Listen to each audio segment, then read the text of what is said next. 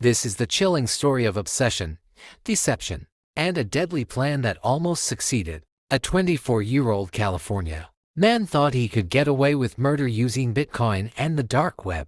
But what he didn't know, the hitman he hired was actually an undercover FBI agent. Scott Quinn Burkett seemed like your average guy, but underneath the surface was a disturbing obsession. According to federal prosecutors, it all started when he briefly dated a woman he met online. Things turned dark fast. She described him as sexually aggressive, and after a short trip together, she tried several times to end things. But Burkett refused to let go. In April, investigators say Burkett turned to one of the darkest corners of the internet, a murder-for-hire group on the dark web. He allegedly submitted a chilling order. I'd like it to look like an accident, but robbery gone wrong may work better, so long as she is dead. Scott Burkett. He even demanded that her phone be destroyed to cover his tracks. Over the next month, Burkett sent over $13,000 in Bitcoin to the group, but he had no idea he was being watched. When the FBI got wind of the plot, they stepped in and set up a sting. An undercover agent posing as a hitman contacted Burkett. They talked, negotiated, and Burkett wired one final payment, $1,000, just hours before his arrest. On Friday, federal agents arrested Scott Quinn Burkett on charges of murder for hire. If convicted, he could face up to 10 years in federal prison. This case is a disturbing reminder.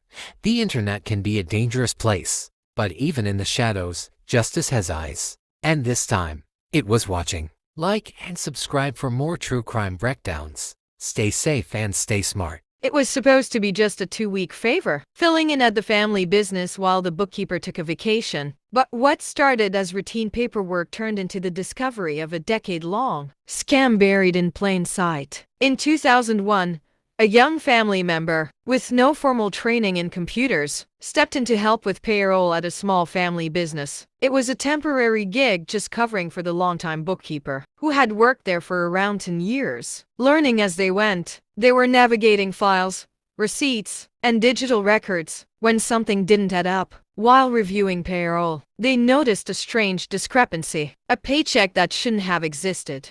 Curious, they walked to the storeroom and pulled the hard copies. What they found cracked the case wide open: duplicate paychecks, one legitimate, the other a ghost check, made out to the same employee, the bookkeeper herself. Each week, she had been printing two paychecks. One was processed normally, the other quietly cashed at a nearby check cashing business. The same one employees used to use, week after week, month after month, for who knows how many years.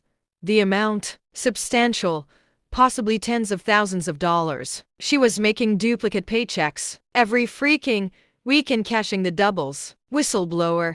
The family was devastated. Someone they had trusted for years stealing right under their noses. What followed were tense conversations, audits, and legal consultations. In small businesses, trust is everything. But as this case proves, sometimes the biggest thefts happen in the smallest, most familiar places. Whether it's a corporation or a mom-and-pop store, internal fraud is real and often invisible until someone asks the right question. In this case, it took a beginner with fresh eyes to uncover a long-running betrayal. If you enjoyed this story, subscribe for more true crime tales from digital heists to hometown fraud. Have your own story? Drop it in the comments. This is the story of a grieving mother, a best-selling author, and the psychic who stole everything. In the early 1990s, Jude Deveraux was one of the most successful romance novelists in the world. But behind the fame and fortune, she was struggling. She was facing infertility, depression, and relationship issues, emotional wounds that left her open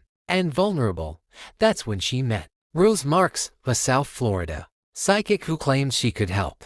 Marks told Jude she was cursed, that spiritual forces were blocking her life, her happiness, and her future children. But she had a solution. Jude needed to give up money, jewelry, even gold, so it could be cleansed. The promise: everything would be returned, and eventually, she gave birth to a son. She named him Sam.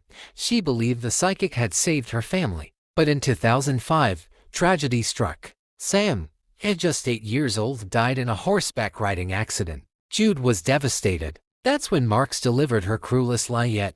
Sam's soul was trapped. More rituals were needed, and they would cost even more. The money vanished, and the manipulation deepened. Jude, emotionally wrecked, signed over power of attorney. She gave up control of her life and her fortune. Marks and her family kept the pressure on, warning of spiritual consequences, illnesses, even eternal danger for Sam's soul.